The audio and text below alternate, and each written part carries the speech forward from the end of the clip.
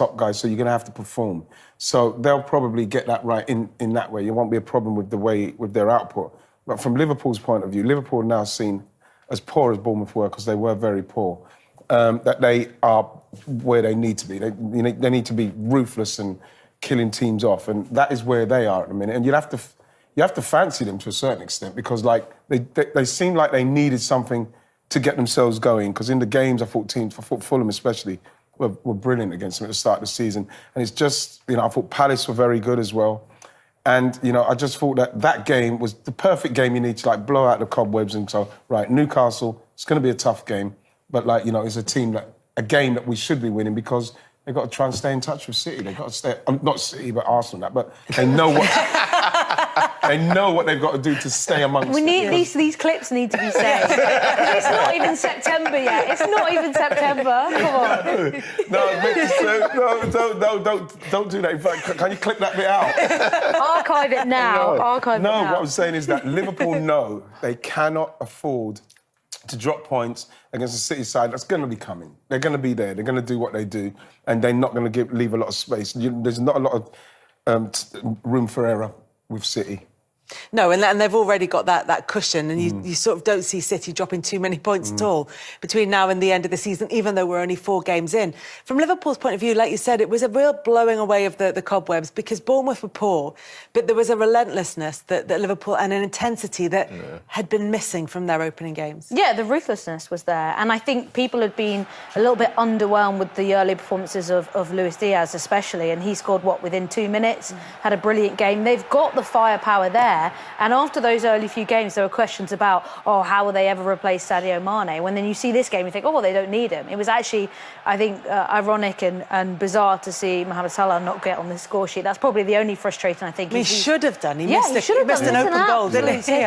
But yeah, that confidence, Harvey Elliott, what a goal. I think that's going to only improve his game for this season. So I think, Liverpool fans are probably feeling a lot more relaxed, especially because of the atmosphere with Virgil van Dijk as well after the United defeat, and fears there that he might be kind of sliding off his game a little bit. They needed this result so badly. And even for him to get on the score sheet, I know that's not his primary reason for existing at Liverpool, but just to get on the score sheet there, Trent Alexander-Arnold been criticised with a fantastic goal there as well.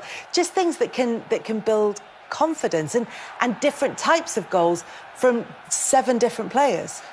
I think that's the key thing there. I think if you look back to City last season, the amount of different scorers they had in that team without a so-called number 9, and now Liverpool's done that with a so-called number 9 in the team. It shows you how far they've come and spreading. And I thought they was unbelievable in this game. I thought early in the season against Crystal Palace, that first half, first 20, 30 minutes, I thought they were fantastic until the Zaha goal, and it kind of put them on the back foot. But Harvey Elliott, for me, has been the perfect person to replace Thiago. I think his energy, he loves attacking, and he's got the quality to do things that he's done in this game. And like everyone's saying, to keep up with, say, Arsenal now, you've got to do these things. And everyone, you mean? One person. So everyone's chasing Arsenal at the minute, and they've got 100% record. So you have to win these games. And I think City had nearly had a breakdown.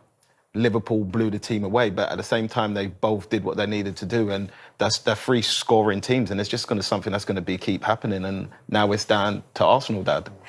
As impressed as you've been by Harvey Elliott, it's the answer to Liverpool's midfield injury problems, because by all accounts, and Jurgen Klopp has been reasonably open on this, they're looking for someone else, and the link is with Jude Bellingham, although apparently there's been no official approach. Wow. I honestly, personally think he is. I think they should leave him in there. I think he will do fantastic, especially in that Thiago Silva area where he's never going to control the game like Thiago Silva, because he's phenomenal at doing that and makes it look quite easy.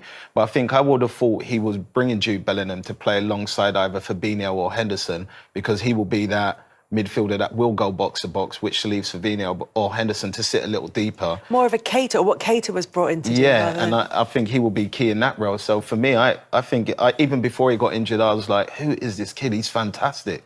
And to come back from the injury he's had at this form is unbelievable. And they got the young lad as well from Fulham, Carvalho. Yeah. He's a great asset as well. Did you say Thiago Silva? No, Thiago. I said Thiago. Yeah, but you said Thiago Silva. Alcantara. Yeah, that's the one. Although there's a song goes Alcantara. Yeah, but I'm sure you said Thiago. Why are you Silva. trying to make me look silly on I'm not TV? making you look silly. It's just that I'm your dad. I want to make sure that you don't Yeah, say but you it. should have said that before I said anything. Because in my head I'm thinking, is his name Thiago? He's got Silva in his name. Did I say Silva? I think he might have said Silva, but like it's fine. But anyway, yeah. But did you get my point? Now? A very good We're point. all still chasing Arsenal, basically. You know what I was going to say as well? You make a good point with Harvey Elliott. You know, Curtis Jones, though, as well. Yeah, he's really good. If he comes back, Yeah. you like to see, but you can see what... Jude Bellingham, for me, would be in anyone's midfield, and the way he plays is going to bring something. And you could see that somewhere like... If he could go somewhere like Liverpool, it would be an unbelievable signing. When you look at Bellingham, Curtis Jones, and so Harvey Elliott, he's only going to get better because he's got so much technical ability and awareness around him that you could see where Bellingham, you know, Curtis Jones and him could really be that midfield for a few years to come.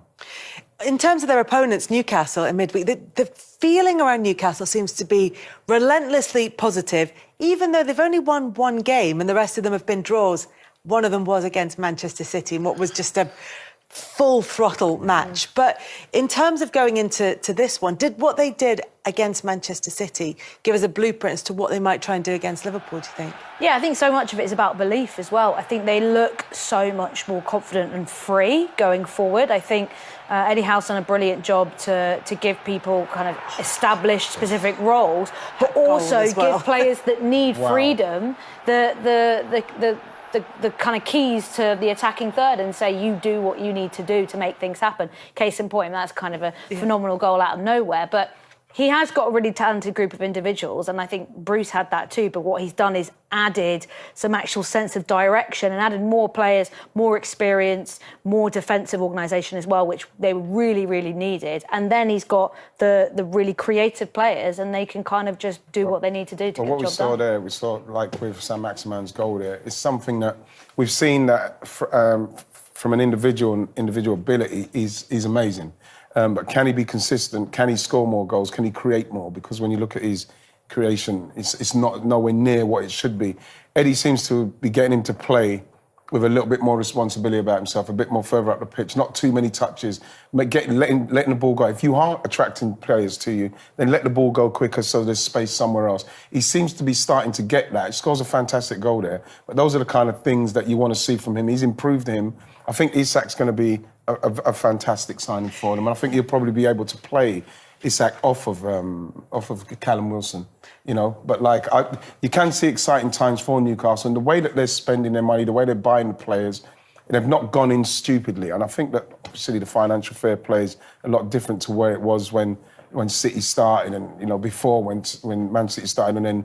You know, we've seen what's happened with PSG. I think things have changed so much even when Chelsea started to put the money into the game. I think Newcastle are being very sensible, and I think it's going to take a few more years before they get that player. Still a £60 million player. Yeah, yes, but at the same time, it's not like blasting like crazy on, oh, let's bring him in and let's bring him. They're making those signings like, if I could compare it to anything, I'd compare it to City when they signed Gareth Barry and Joleon Lescott and James Milner, that kind of player, that experienced player in the Premier League or good player that could come in and raise the level in the squad. While we're talking about raising a level and making the kind of key signings that can just bring a squad on,